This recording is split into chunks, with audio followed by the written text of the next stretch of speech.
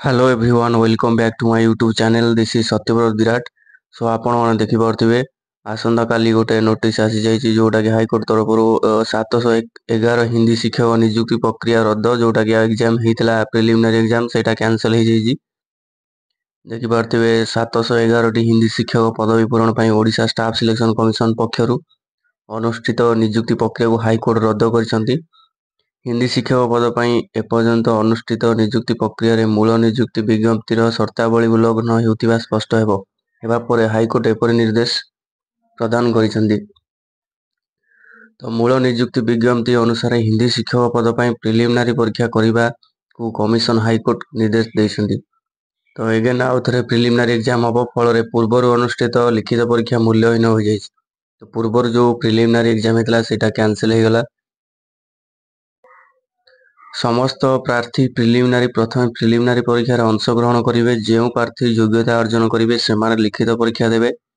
एसहित मूल नियुक्ति विज्ञप्ति अनुसार परीक्षार द्विभाषी हिंदी इंग्राजी सुविधा प्रार्थी को प्रदान करेंगे हाईकोर्ट निर्देश देते। तो जो एवं नेक्स्ट जो एग्जामटा हम प्रिलिमिनारी एग्जाम से हिंदी आसो प्लस इंग्लीश भी आसो।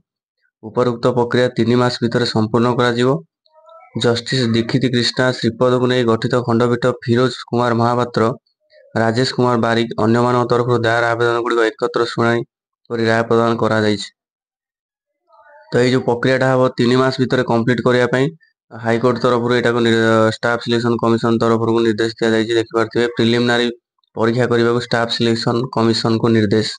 तो प्रिलिमिनारी एग्जाम जोटा होता है कैंसल हो गला।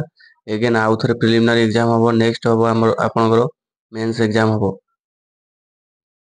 तो यहाँ आम हाईकोर्ट राय रही देखिपे यहाँ रही हूँ काली आमर आसी। तो यह आज video regarding the cancellation of Hindi exam. So thank you for watching this video. पुणी आम देखा नेक्स्ट वीडियो रे लाइक शेयर और सब्सक्राइब करूँ।